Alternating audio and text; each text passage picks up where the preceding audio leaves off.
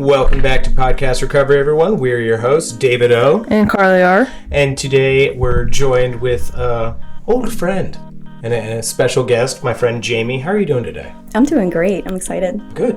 Where are you from? I'm from Maryland. I grew up in Anne Arundel County. Now I'm in Howard County, and that's pretty much the only two places I've ever been, except for college at Towson. Then failing out of college at Towson, then going back to college at Towson. But other than that, nice. Right here. And when were you first introduced to recovery? Ooh, well, I grew up with a dad who could have really used recovery. And so that was a word that was both really scary in my house and very much needed. So I think the first time I was introduced to recovery in my life was probably fourth grade with him going to a meeting because it wasn't an easy time having his addiction. And then... Was that in the 70s? Oh, I know you think I'm an old lady, but it was in the 80s. Okay. So, just about 1990. I was born in 82, and so about fourth grade, around 1990, I mentioned to my guidance counselor... Don't look at me like that. Oh, no, it's okay. Oh, I've known him for a long time. I was expecting a 70s question. Well, I thought you were Julia's age. Oh, yes, you're right. She was my ex-husband's age, and they were both a little older than me. Okay. So I mentioned in elementary school, I got in trouble, and I guess I said something about, like, drinking at home. I don't even know. I have no memory of it. Yeah. But my guidance counselor started a, kid group for parents who had problems at home, and we had to have a permission slip signed, and I was excited, and I took it home, and the house exploded. It was the secret was out. My dad was devastated. It was not good. That group never came to fruition, but my dad went to an AA meeting. That's good. Once. Mm-hmm. Yeah. Never went again. And so that was the extent of what I knew about recovery until I was an adult, starting to think about, is recovery something I need to consider in my life? Yeah. And how long have you been clean or sober? I have been sober for 4 years, a little over 4 years now.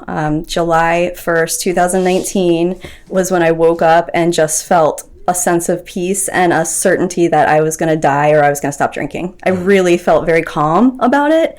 And that was not the case for me. Yeah, that's rare. No, I was, leading up to that, I was in a massive panic for months, knowing I needed to do something. And it was it was making me even drink more and get into an even more scary spiral. But that day I woke up and everything was calm. And I was like, this is it. And that didn't stay forever, but that feeling started the trajectory of this. All right. Well, with all that out of the way, I'm going to turn it over to you to share your story with us. So take it away. Sure. Oh my goodness. The story of alcohol is a long one. So, so like I said, I grew up with alcohol being kind of a dirty word. We didn't say beer. If my dad was drunk, he was sick.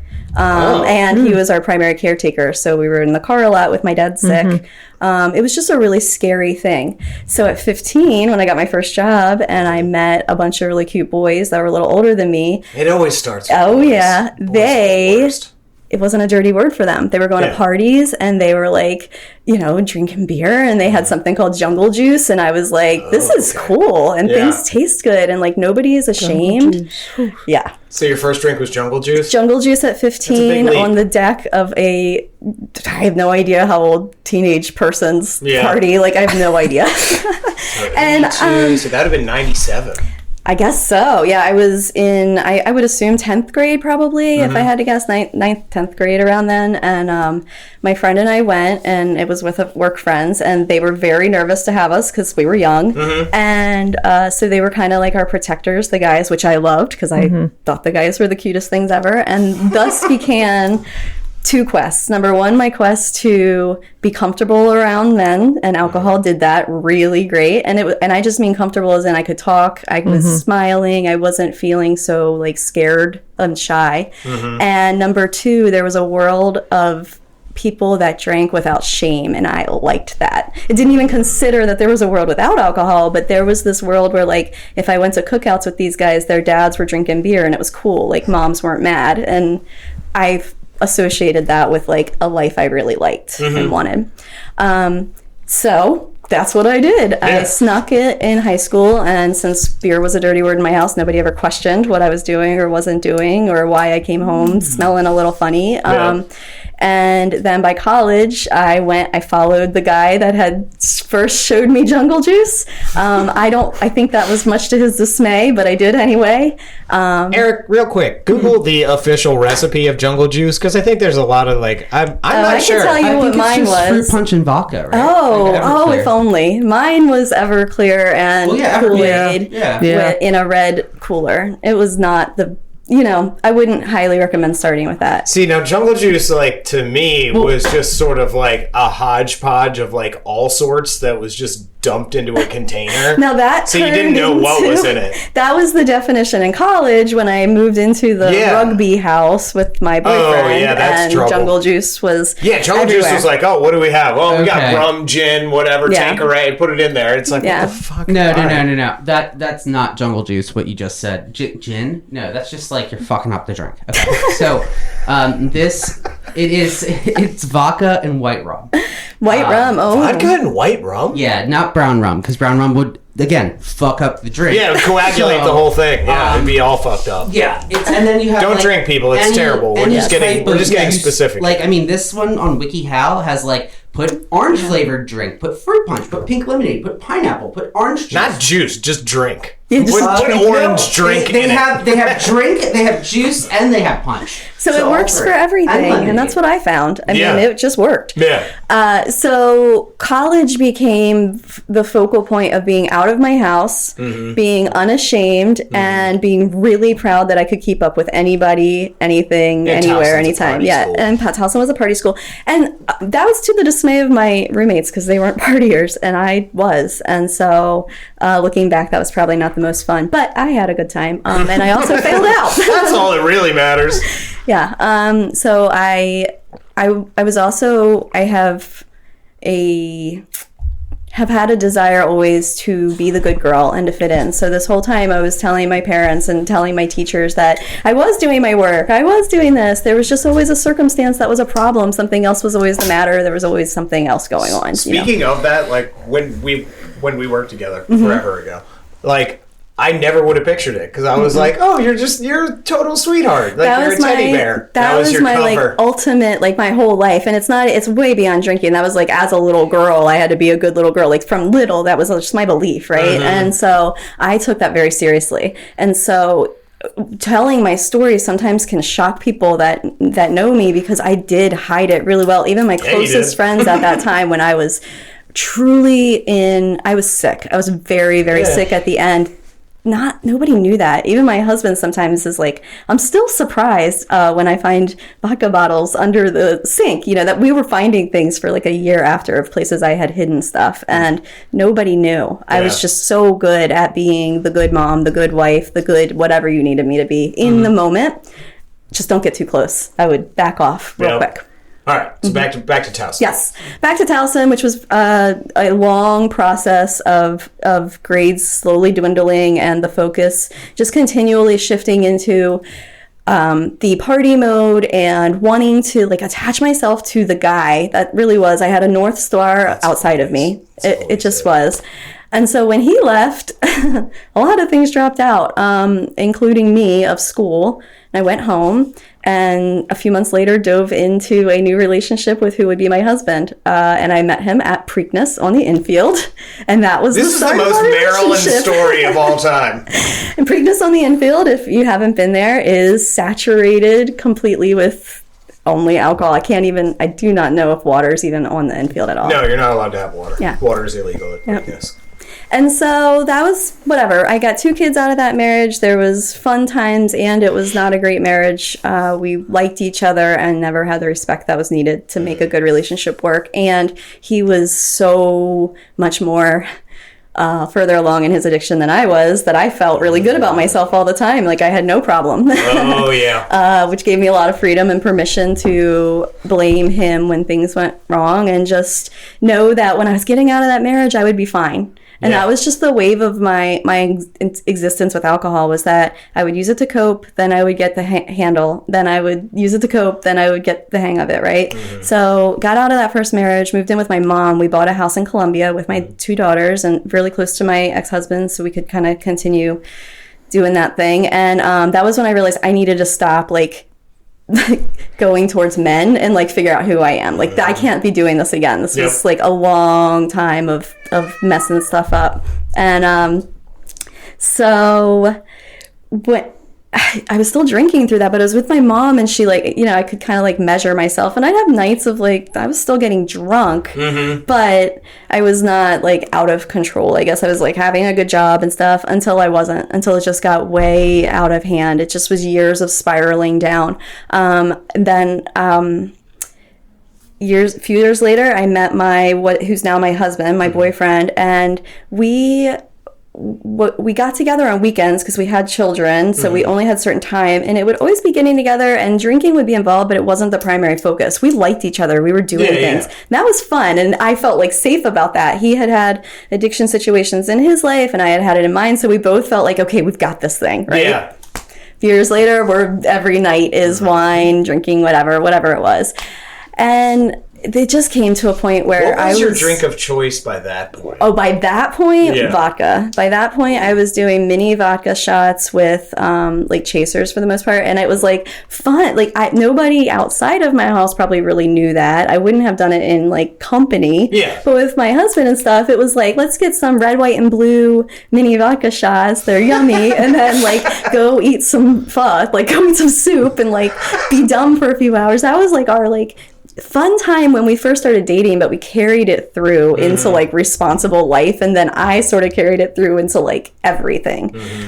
So by 2019, we both were drinking more than we should, but I was hiding the excess past him, and I was knowing that I was having a problem. I had a really good life, amazing kids, and I was losing my mind with depression and alcohol and not remembering things, and my hands were shaky, and I was doing everything I could to hide all of the like actual negative stuff that was becoming much harder to hide.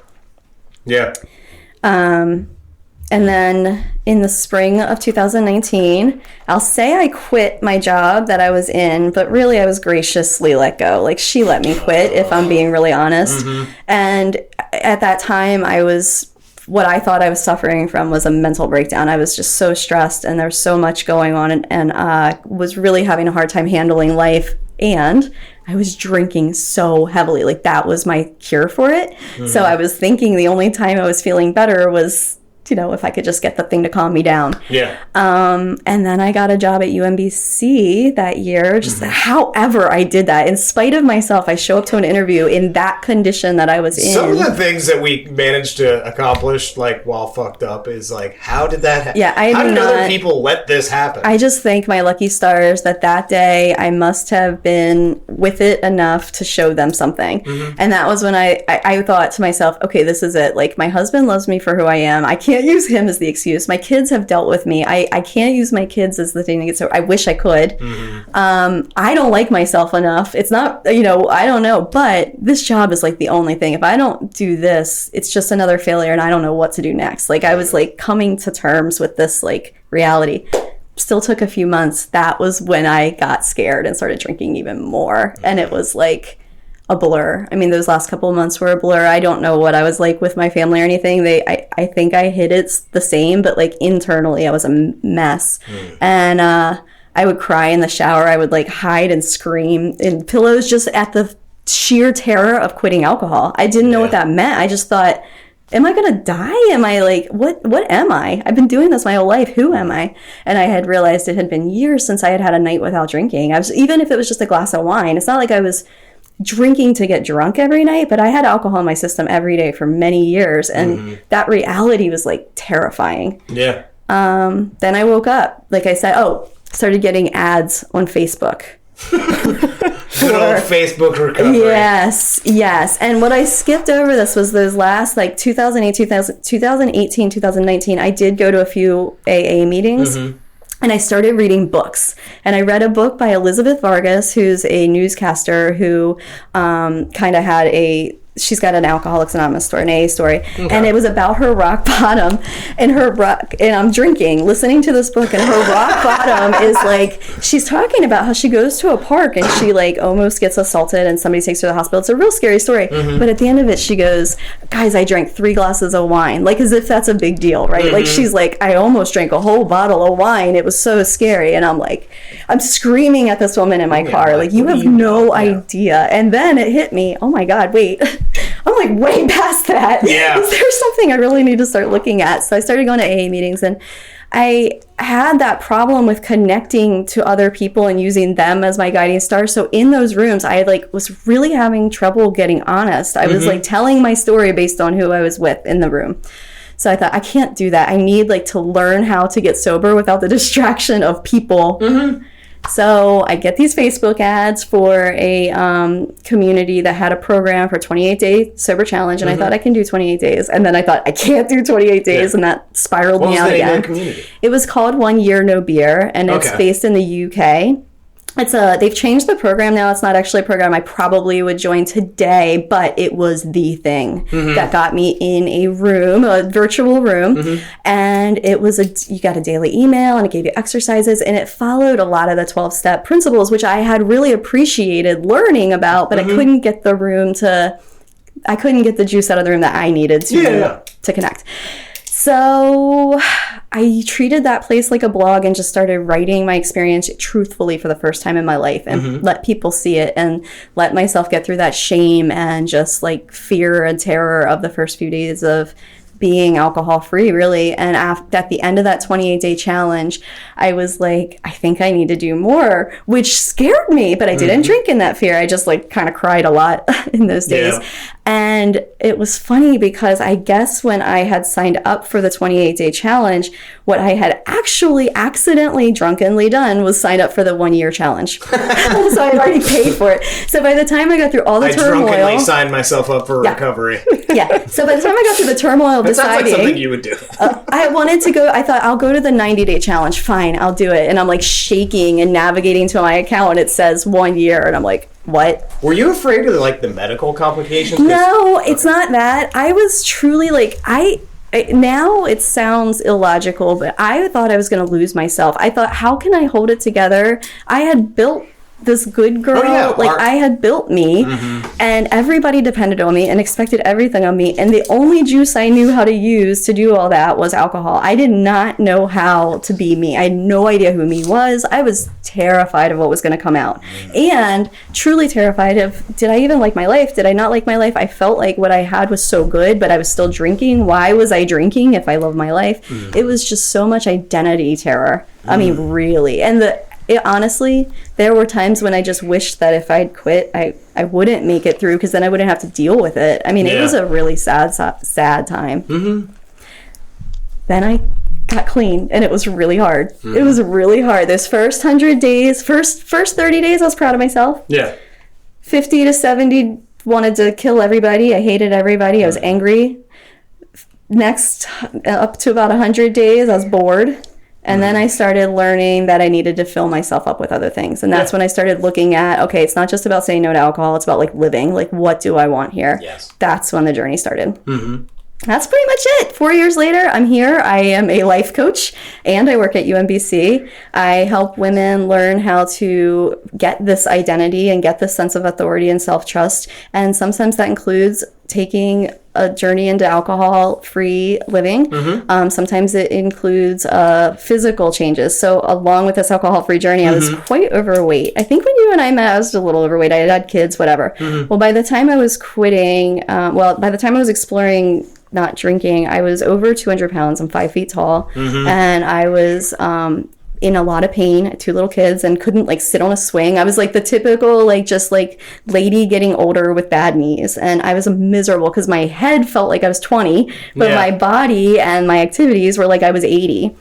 So when I started the alcohol-free journey, I I just decided I had to stop thinking about losing weight because nothing was working anyway. And I was hating myself into that so much that I couldn't hate myself and quit alcohol. Like, that was what got me into this place. I had to figure out how to, like, just love Jamie as this gross person. Like, that's how I saw myself. Yeah. I would, like, look at other women that were overweight and think, well, at least they're pretty. Like, at least they are nice. At least they're smart. Like, I just really had no sense of self for myself. Yeah. So 6 months into the alcohol-free journey, I had gained 30 pounds. I was 231 pounds. I was so miserable body-wise, but I was happier than I'd ever been in my life. I was, like, shining. In all my pictures, my eyes were, like, bright. And I'm like, how is this happening? I, like me. But I'm not, I'm even heavier than I've been. And the honestly, outsides weren't matching the insides. Yeah, it was. And I kind of said it to my husband. I was starting to think about bariatric surgery and stuff. I'm like, I don't know what to do, but I, like, am really uncomfortable. And I remember I was kind of crying. It happened when I went alcohol free. I cried all the time. Yeah. And he said, I love you. Like, I truly love you. Like, love you. That has nothing to do with your body. Like, I just want you to feel good no matter what that is. And you seem like you feel good now. And it just, like, broke this barrier of maybe I don't have to also hate myself with food. I don't know. There was something there. And I started just focusing on the alcohol-free journey so seriously in all of health around, like, okay, well, if I walk, I feel peace rather than wanting to drink wine. If I get a good night's sleep, I don't wake up, like, with anxiety and want vodka. Like, I started, like, looking at it that way, and I lost 120 pounds over 18 months. Now, I also did eventually look at my health lifestyle. I got into intermittent fasting. Walking became, like, a really primary health tool for, like, my mindset and stuff, and that was during COVID, and so we all had time to, I had time to walk.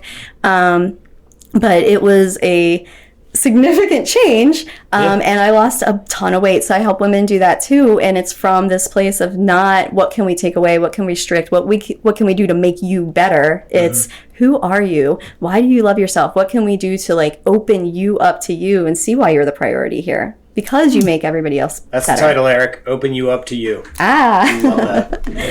That was a lot of talking, but that's where I am now. So I got kind of thin. I got kind of strong. My husband and I started a couple businesses, which never... Oh, and my husband got sober too. Nice. A week into my journey, he had one night that was a little wild. Did he do it kind of like the guy way? Like, well, if you're doing it, I guess I'm going to do it. Kind of. But he did at first. And he's, like, super insightful and sweet and awesome and very quiet. And every once in a while, he just says, like, the most beautiful things. But yeah, it was like, I think I was on, like, day 8 of my journey. And he had a few nights where he was just drinking, and I wasn't, and I saw him, and I thought, well, I'm just gonna have to, he loved me through a lot, I'm gonna have to just love him through his journey, but I'm not getting pulled off on this. And like, the next I thought that very clearly, and I just thought, I love you, but nothing's gonna put me back there. And I was so early in my journey, and the next day he woke up and he said, I'm ready, I'm just gonna do this thing, there's no reason. And he never had alcohol, I think, was never his choice the way it is for me. That was never really his addiction, but he stopped, and he's never had another one. Fantastic. Yeah. All right. Well, we definitely have some questions for you. Awesome. Carly, please go first. I was going to let you go first today. You want me to go first? I don't think you've gone first in a while. It's been a few episodes. I've turned over a new leaf. It's been good. All right. So, which one am I going to go with? How, like, so for a long time you were kind of living this double life, like you were having to hide. How important is that, and like how freeing is that to not have to live that life anymore, and like be able to write down your truth and just live one whole life? That is oh my God, that's such a good question, because it's everything. That is everything. So living the double life, I think, started at that 15 or maybe even before of like what I need to be versus who I am. And so I didn't know that it was a double life. Well, it's how I live. That was, talk about a guiding star. And I saw that in like the men in my life. That's really what how I did. So when my husband came into the picture, he didn't need me to be anything for him. Like, all of a sudden I had me to look at. And that's when I started realizing, like, oh my gosh, I'm like fitting in everywhere. And there's one place now I belong. Like with him at home, I finally feel like this guard I can drop. So when I was, I guess, starting to get sober, that might have been where the terror came from, was, wait, I've got these two lives, how do I reconcile them into one? And that journey of like finding the freedom of, who am I, how can I show up? I remember the first time just even saying like lightly on Facebook something about feeling good about after a wedding I didn't drink or something, and like my heart pounding for days afterwards, thinking, is anybody gonna think I had a problem? I mean, that was like, well, I did, but I didn't but I don't want you to know that. Right? Yeah. So now I'm just me. I mean, yes, I get embarrassed sometimes. Yes, there might be things I've done that feel like shamey or whatever, but there's no hiding, there's no filter, there's no fear. My kids can talk to me freely about like my addiction, about life, about messing up, and it is just, I wish this for everybody. I wish that people didn't have to recover from addiction to feel this. Like, this is what we get because we've recovered, and it's like such a gift that I wish that's why I help women. I want to give this to anybody, whether you have an addiction or not. You deserve to get to this place of being you and belonging. Yeah. Awesome. What you got, Carly? Okay.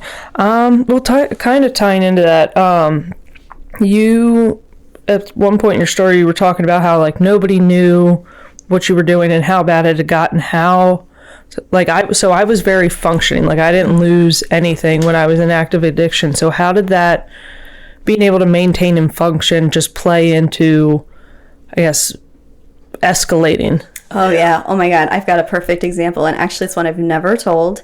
And I'm pretty positive I'll just get a lot of love from anybody that was impacted by it. But I'm going to just know that. Okay.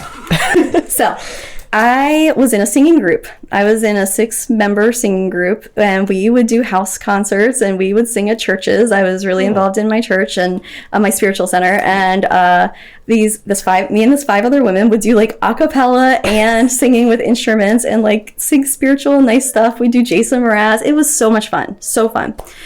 And that is where my escalation probably is the most like clear to me, because in the beginning, maybe I drink a glass of wine while we were like at a house concert, and we'd practice once a week. And like, of course I wouldn't drink during practice or anything, right? Except that at one point, somehow, some way, I was going to practice and I picked up a couple of vodka shots. And this is probably like 11 o'clock in the morning on a Tuesday at some point, because I was really nervous, or I think we were having like a bit of tension. It was singing group, so we'd fight about arrangements and whatever. Yeah. Okay. So I had 2 vodka shots, and I remember thinking, oh my God, if I hug anybody, they're going to know. So I went in, and I knew that the hostess always had coffee, and I beelined it to the kitchen, and I drank a quick like swig of coffee, hot coffee down, held my breath, and hugged her real quick, and then said, I gotta go to the bathroom, and went to the bathroom and like breathed for a minute. And that was the first time this is what I took from that. I got away with it. I didn't take away how embarrassing it was. I didn't take away, oh my God, that was really hard. I didn't take away, holy crap, I got a little bit like warm feeling from the vodka while I was singing. I took away, I could do it there. And that started a problem. I was starting to do that more and more. So that became a weekly place where I could have maybe just a little shot or two. It was nice. I could have practice. Like, it was like I was talking myself into this, right? Yeah. And I had my routine. So then it was like I had conditioned the hostess to know I wanted coffee right when I came in. She's thinking she's being this lovely person. This is one of my best friends in the world that doesn't know that this is something that happened. Yeah. And she was enabling you through coffee. Had no idea.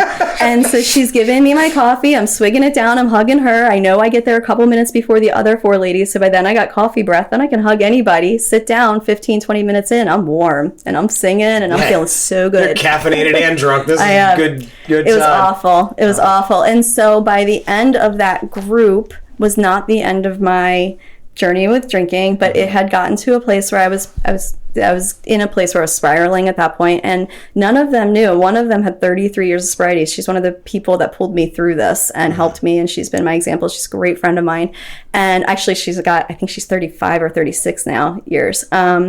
But she didn't even know. She says now, she's one of the only ones that knows some of that story. And she says now, you hit it, girl. I had no clue. She says she saw me drunk one time. And I can tell you for a fact, she saw me drunk probably 50 times easy, if not more. Wow. And I'm talking more than buzzed. Like, embarrassingly, I wish that wasn't, I'm not saying that in a proud way. It's just the truth of where I was. Yeah, it just is what it is. Yeah, and that's actually like it's a perfect example. But like my sponsor always told me, like, anybody who relapses, the worst thing that can happen for you is nothing, because you got away with it.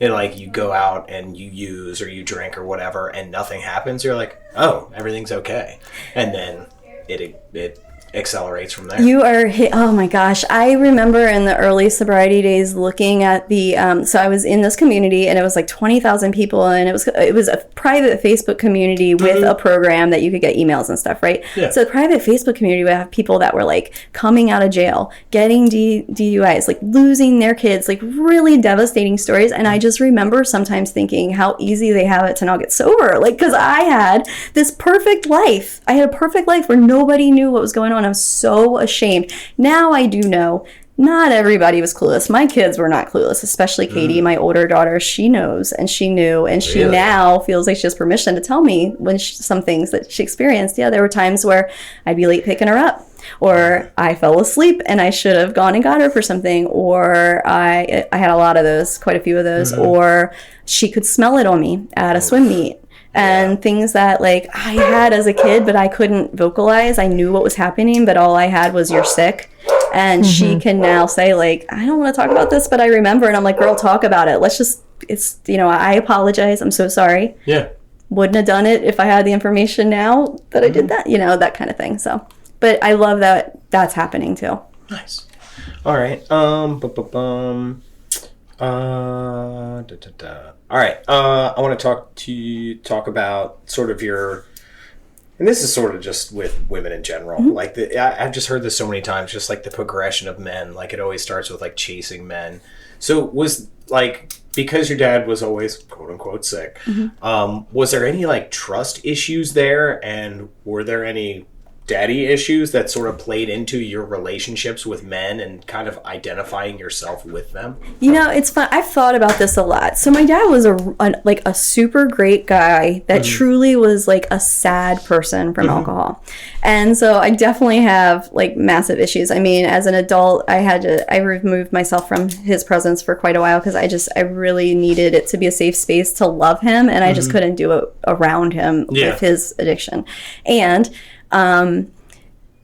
from a very young age, I looked at boys as it's like I noticed that they noticed me. And when I say boys, I mean young. Even in kindergarten, I had the boys chasing me on the playground, to like men. I would notice that like older people would see me in a car and like do a double take and look at my eyes or something. Like I noticed that at a very young age, and I don't know if that's just because of like daddy issue stuff, or if it's just like that's just something I was very attuned to, like the empath part of me. And I use that in a way to like validate me. So I looked for that everywhere, and it was mostly with boys and men. I appreciated that way more than like a teacher saying I was a good girl, but I wanted that too. I wanted it all. I wanted it from everywhere. But the men and the alcohol thing went together, because I wasn't going to drink in school, because that wouldn't have been being a good girl. So I got that from other places. All right.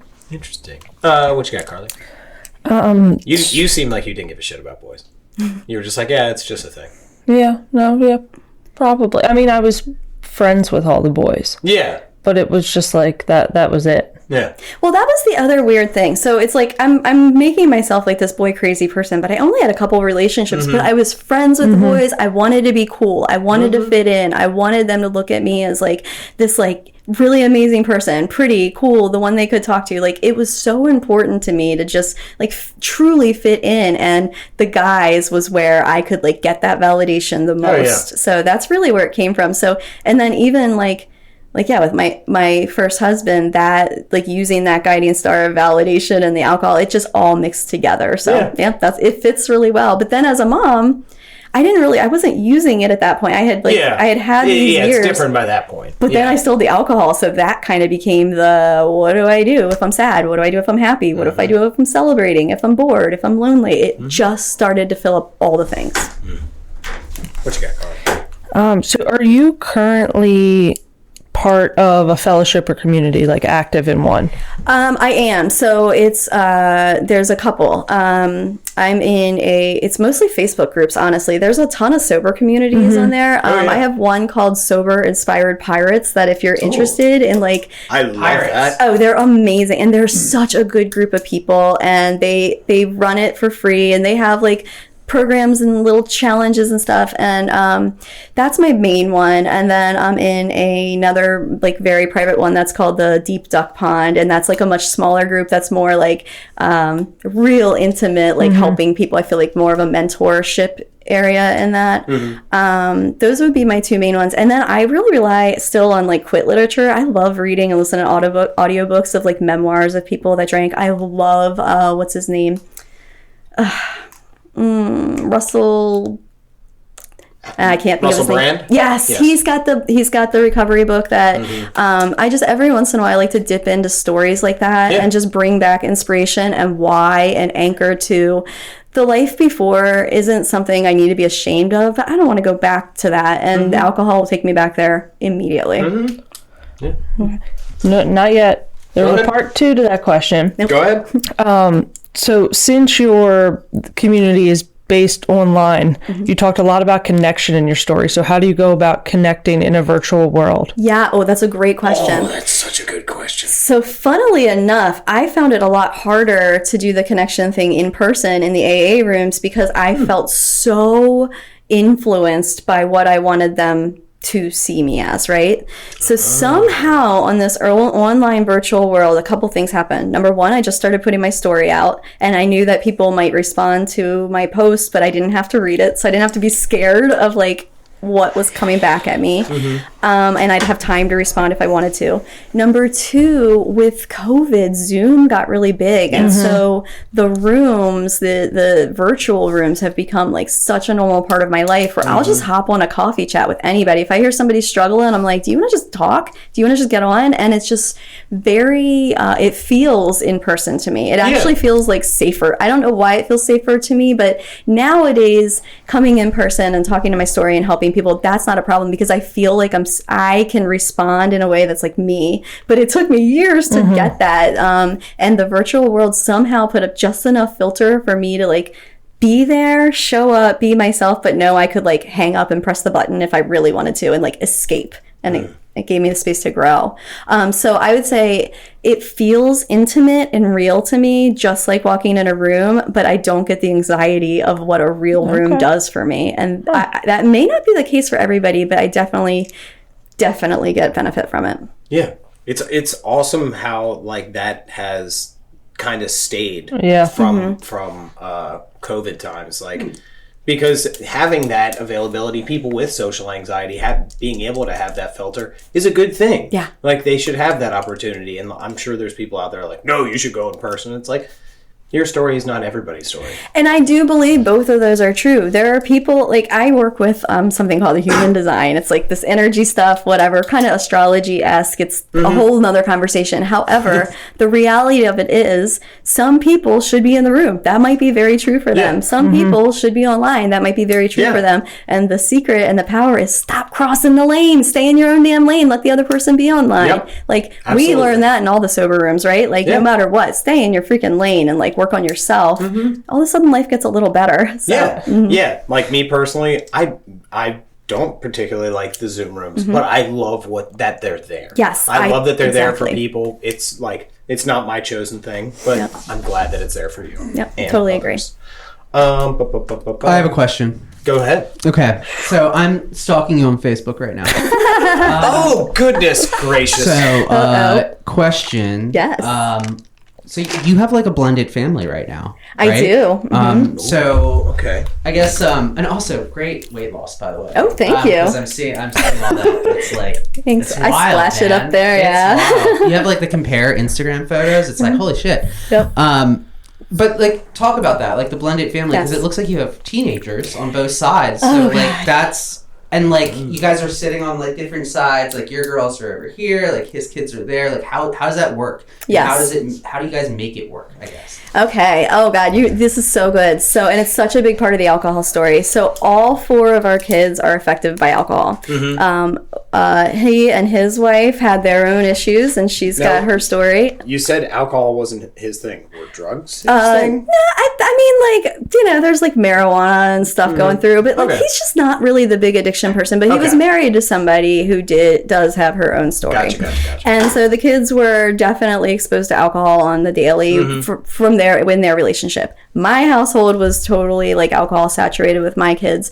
And when we got together, we really did have conversations about that. Even though we were both actively drinking, we're both like, we don't want our kids to be like, negatively influenced in the way we were from like my parents, like all sorts of areas. Yeah. It's in our family. However, then we had a very strong drinking household.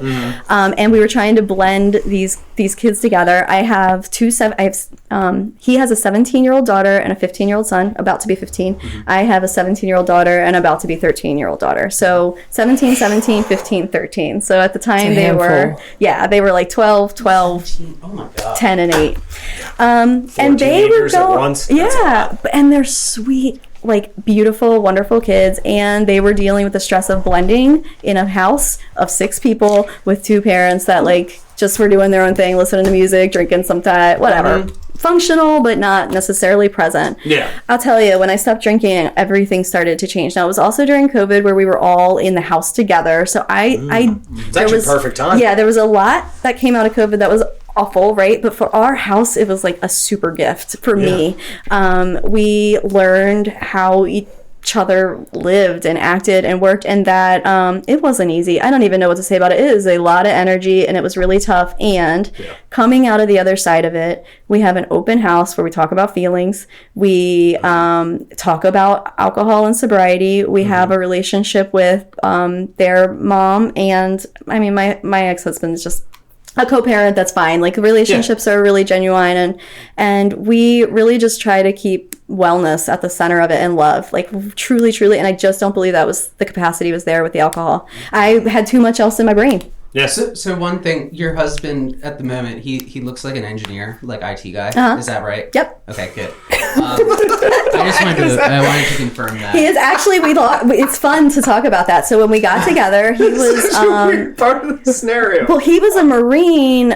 So he was my brother's best friend in the Marines. We were both married, and we like knew each other as like family friends randomly. Like, he's my little brother's friend, no big deal. And then I get divorced, and he gets divorced. I don't know that. We know each other on Facebook. He's just this angry Marine vet, like whatever dude, right? Angry Marine. Yeah, like not even at all my kind of guy. And I didn't like guys anymore anyway. I was a divorced woman trying to work on my own damn self.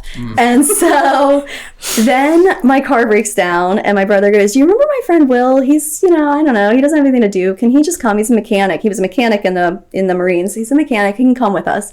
And he shows up to CarMax, and it was like, I'm not even kidding, like lights came on. I saw the Dodge Charger and this man walk in, and I was like, holy crap, that's Will. And then I find out he's divorced and he's living in town. And then my brother said I couldn't date him, so we immediately started secretly dating. Started another secret life. Yeah. Well, exactly. That was yes, exactly. So one follow up to that, right? Is that because I'm stalking on Facebook? Yes, right? I love it. So your like weight journey though, he was with you the whole time. The whole time. So how has that evolved? Because that's a big change. I've kind of I don't know. I've started using Reddit a lot more, so I'm on like all those like relationship or Reddit After Dark. So I always look at like those things, and it's like my husband doesn't think I'm attractive anymore since I've lost weight. So like, did you experience any of that? Because that's like a big. You're a different person. Yeah, right? Yeah. No, oh my God, I love this. Okay, so I actually think I've got to give him a lot of credit though, because like I couldn't have gotten to my own self like without his support. And he's this quiet, tough guy that doesn't say a lot, but when he does, it's like always shocks me how awesome he is. So I was gaining weight getting sober, and I was throwing a freaking temper tantrum over it. I was upset, and it was a shameful thing for me, so I didn't talk to him about it much, but I guess one time I let it slip, and he's like, that's when he started, well, actually he said, well, I mean, you're substituting like the vodka with like other things like soda. Could that be it? And I was like, no, I hate you so much, that kind of thing. Don't take away my sugar. Yeah. And so the next day, I think, is when he said to me, like, I know you're upset about this. I get it. Like, I understand it, but I just need you to know, like, how much I love you and how much I really don't notice your body, like, good, bad, and ugly. This is just not the thing that's like the part of what I love.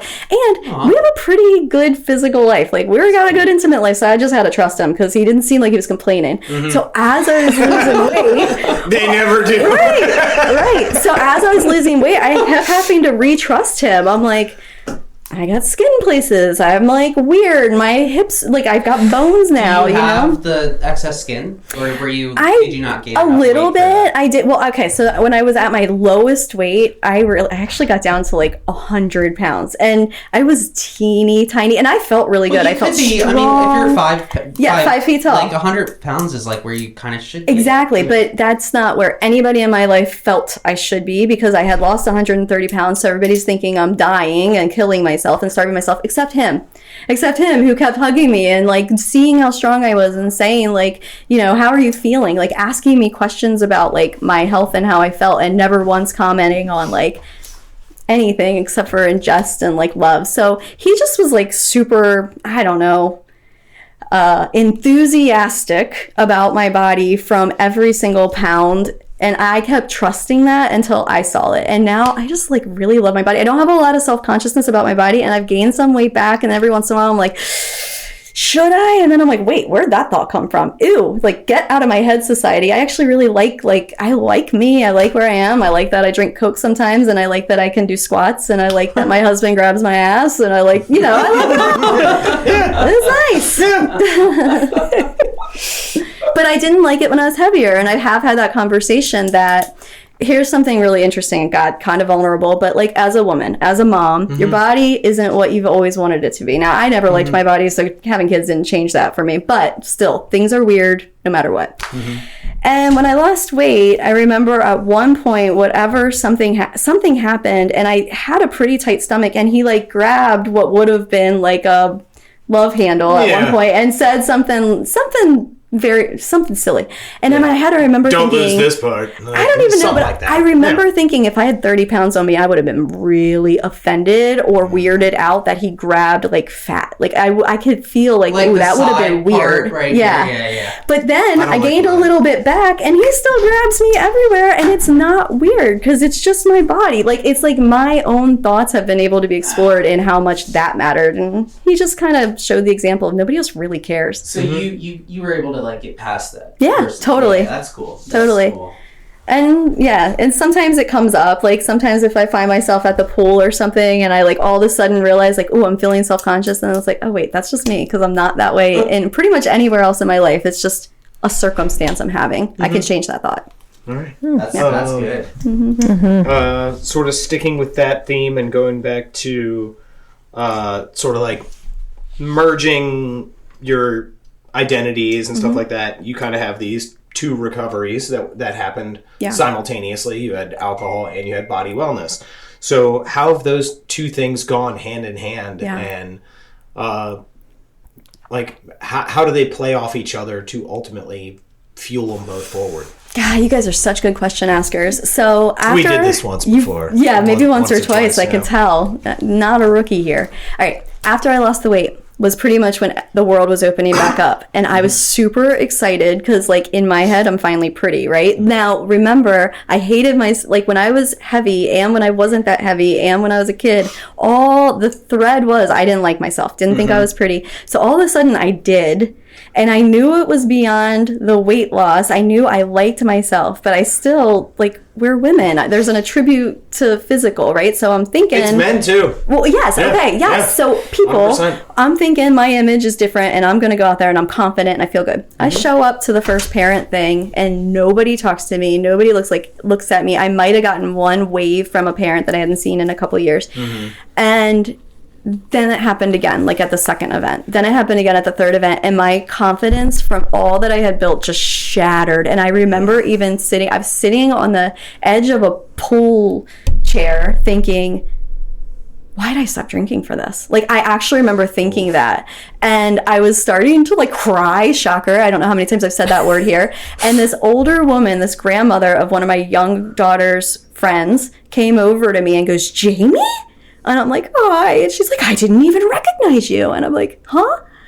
And she sat down. She goes, "Why are you crying?" I was like, "I think everybody hates me now. Like, I talk on Facebook about how I'm sober and I've lost weight. Like, what if it's like a braggy? I don't know." And I'm like freaking out. She goes, "Jamie, nobody knows who you are. Not one person here knows you're Jamie. You've lost 100 pounds. Nobody knows you're here."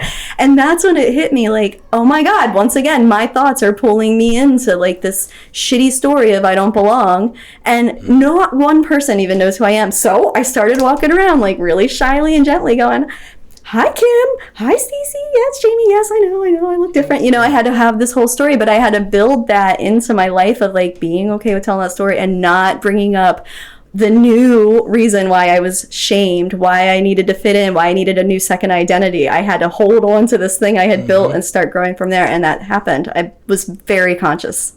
Nice. Awesome. What you got? Yeah. So there's the word shame. Yeah. Mentioned over and over and over again. Seems like it is a theme. So what kind of work have you put in to be able to forgive yourself? Dude, you're killing it. Yeah. Sometimes I'm on my game and other days I'm not. Well, Today I am. Yeah. Yeah. Didn't think I would be when I woke up, but here I am. God, I love you. You're so amazing. So good. You Can you guys. look me up and down like that again? No. See, this is what I have at my house, and I'm liking that. That's good. That flow of energy is what I'm talking about. That synchronicity of good questions, good everything. Okay, you asked a good question there. Shame. I'm sorry, I had to remember. All right, that was a really big one, and here's the reason. I think we all have that, and the way to get through it is talking about it. And the way to get through it is like bringing it out into the open, right? But how do you do that? Like when you're the one in shame, how do you do it? So I can't remember exactly how you asked it, but the biggest thing for me was finding examples of people who had lived through shame and like truly like survived it, like gotten through it, and were telling the stories, so that I could start almost secretly investigating what was even allowed to be thought of as shame in my life. Like I just wanted to hide it. I didn't even want to know what I was ashamed of. I wanted to avoid it all. So starting to kind of look at like, maybe the drinking was shameful, right? But it wasn't just the drinking. It was what I had done. Had I hidden? Had I hurt my kids? Like, I had hurt Katie's feelings or embarrassed her. Then it was like breaking that shame into the little tiny components of, okay, yeah, I once threw up at a block party, a freaking teenagers block party in my neighborhood. Yeah. And is that the end of the world? No. But was it the end of the world to me? Yeah. I was so ashamed. I didn't want my neighbors to see me for a while, right? I literally have a story about that. Yeah, so I had to working through that and asking myself real questions of, was it the end of the world? Did I ruin all of those kids' lives out there? Is there anything I should apologize for? Yes, actually there was. I could apologize to the mom and go, I did that like a couple of years ago and it was so embarrassing. I'm so sorry. Like I wish that hadn't happened. I wish I hadn't have been in that space. All of a sudden that shame's gone. It's over. And have I done that in every single space? No. Some of it's like personal rectification, but where I can, I try to just make it better. Like you guys, like make amends. Yeah. Yeah. So actually that happened to me at a party. Like we're all sitting at like a picnic table and I'm on one end and like I'm telling a story, just mid-story. I just cock my head and just projectile vomit. Like I couldn't even help it. It was just like what my body did. And like I just kept looking away and I was just like, I am so embarrassed right now. I was like, I can't believe that happened. And everybody was like, dude, we're impressed. Did you see how far that vomit went? And I was like, that's not cool. I was like, this isn't an awesome thing. I was, so I understand. Yeah, I threw up in the middle of a street fair in New York. How'd you do that? Bottomless mimosas. That'll do it. Yes. It was. We were in New York for a bachelorette party. And we went to brunch with bottomless mimosas and a drag show. Fun. That sounds amazing. And threw up all in the middle of the street fair. And then because the people at the sex shop next door were so impressed, they gave me a whole bunch of free lube. So it ended up That's a doggy story. That's a doggy story. I guess it is. That's 100% a doggy story. I was so embarrassed though. Yeah.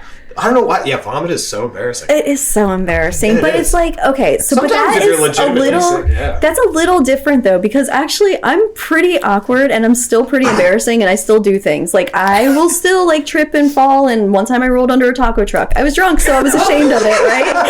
But if I did that, it'd be an embarrassing story. There's no shame. Yeah. So the layer of alcohol, the addiction, the hiding, the lying, the what does this mean about me is where that shame hides. And it's like, if we can just openly say, okay, what does this mean about me?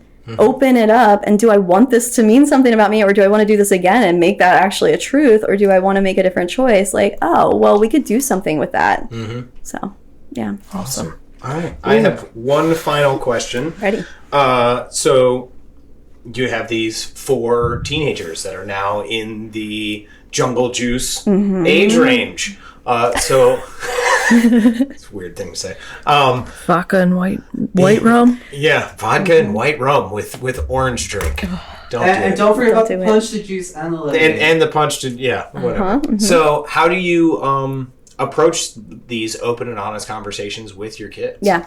So my husband and I and their mom, I would say my ex-husband, he might talk to them a little bit, but he's not as involved in the conversation as a collaborative thing as the 3 of us.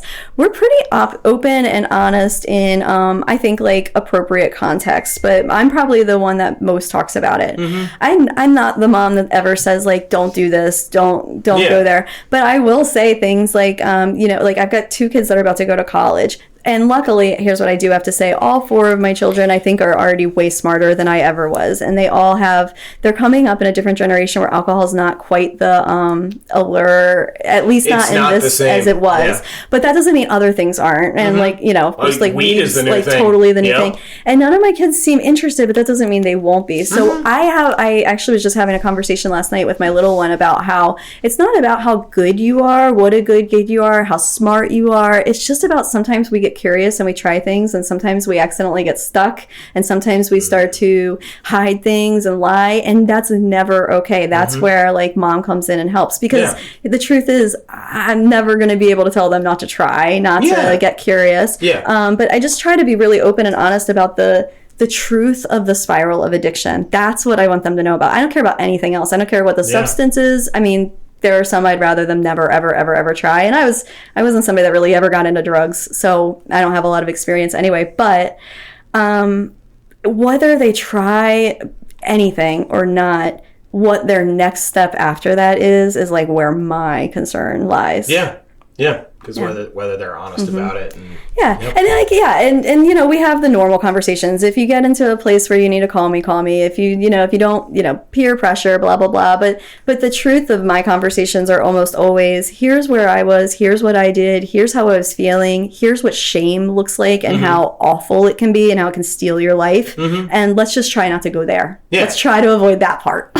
Well, my sister is very much the same, and she was having a party at her house, and one of her teenage daughters snuck a couple drinks. The next thing she did, like the next day, was told her mom about it. She was like, hey, I took a couple drinks, and she was like, okay.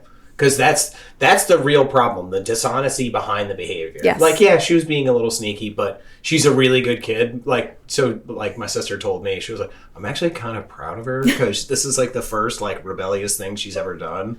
But she couldn't even be full rebellious. So But I appreciate that, because I was somebody that was sneaky, and I just think that's the beginning of everything. Is like when you start the sneak, when you start the I can't talk about this, I can't tell the truth about this, I don't have a place to show up. Once the dishonesty comes behind it, it opens up a whole new door. And I actually have one final question, and Eric's really going to appreciate this question. So you're definitely the just say no, dare generation. Do you think that program was a complete failure? I do. It's so fun. Because it's analogous to this question. 100%. So I guess I wouldn't say 100%, but my youngest daughter, my daughter Allie's 12. She's about to be 13. She is wise beyond her years, and she likes to talk about stuff like this, and she's very candid, and she's the one that told me last year, like, well, Mom, I'll probably drink beer. I mean, come on, let's be real. Like, she's just like, she's such a little mixture of my ex-husband and I, of the party girl that's going to have a great time. And she's smart. And so she was talking about her drug program in school and how she had to role play getting drugs like with her friends, and like, and I was thinking to myself, I didn't share this with her, but I was thinking to myself how in 4th grade, that whole debacle I was telling you guys about, it's probably actually how the alcohol story came out, because we were having the dare to say no to drugs thing, and how my teachers dressed up with like bandanas and like they had like fake joints. They were like, hey, you want to try some drugs? It's really cool. And like as an adult now, I remember my teacher getting really deep into the weeds of how cool it was and how good and how you feel relaxed and great. And I'm just laughing, thinking that's probably the message we all took from that, not the you shouldn't take it. That is exactly what Eric says. Like they made drugs look cooler than they did the exact opposite than what they were trying to do. My husband and I always laugh about the like, well, you offered to give it to us for free and that never came true. Like, what was happening? No, that never happened. I never was offered a fucking freebie. No. Well, but they made the people who were sober look like really lame. Yeah. They were like, do you want to like, go to church and no way, man, drugs are for mugs. And like what? It's like this guy's gonna get a Corvette, but he smokes cigarettes, so he'll die of cancer. But like look at like Tommy over there, like he's an accountant, and he's like has a calculus. Good job. Like, and it's like, this guy has like 2 hot chicks in a Corvette, man. Like, I want to be that guy. You know what you're saying is like, that's like super insightful though, because think of a kid like me who got that message of to be a good girl, you have to be perfect, be the accountant, get the good job, and you can't have alcohol or drugs in that story or you're bad. And so instead, that's hidden for me. Like, I can't tell anybody about that part of my life because now I'm the dare example. Jesus. Yeah. Like, now they're going to throw me in a, frying pan with the cracked egg. Eric, were you a good kid? Like, were you always seen as a good kid as well? Until I got in trouble, yeah. And then when I got in trouble, I was like, this is stupid. Because I was always seen as the bad kid. No, like, I was even my friends' parents were like, this kid is up to no good. No, I was good until 5th grade, and I got in trouble for something I didn't do, and I was like, well, this system's broken. And I was like, all right, well, then what's the point of this? And that's when I stopped giving a shit about it. And then I saw The Breakfast Club, and I was like, I want to be that guy. Funny. And I was like, I want to hang out with all those guys in secret. That was my message. We all know who David is from The Breakfast Club. It's not Emilio Estevez, I'll tell you that. Nope. All right. Well, we are out of time, but we would love to thank our friend Jamie for joining us today. Thank you. All right, we're going to give you one quick minute to talk to anybody out there who's struggling with anything, with alcohol, with their self-image, their shame. What do you have to say to them? Yep. If you are out there and you think there's no room for you to recover because you don't have a place to turn or you can't show that side of you or you don't have the time, it's just not true. It's the most important thing you can start to consider for your life, not because it's the right thing to do, but because you just deserve so much more. There's so much more within you that you can hear. We call it wisdom, higher power, connection, whatever you want to call it, that is there and you can hear it if you let yourself. And that shame can go away. You just got to open up to it and find the resources you need. And, there's life on the other side. Yeah. All right.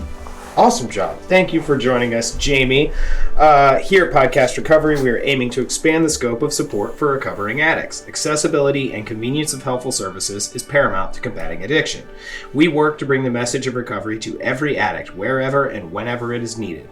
We believe that a powerful voice of recovery should be obtainable, practical, and at the touch of a button. Every addict deserves to hear a message of hope, and Podcast Recovery is here to provide it. All right, everybody, thanks for joining us.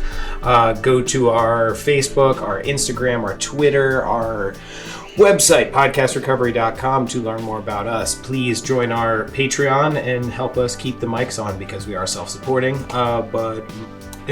Do you want to plug where people can find you as well? Sure. I hang out on Facebook all the time. Jamie Cole Cerna. You can find me and join me and learn all about the woo and the weight loss and the alcohol-free recovery stuff. I'm here to help any way I can. Did you say the woo?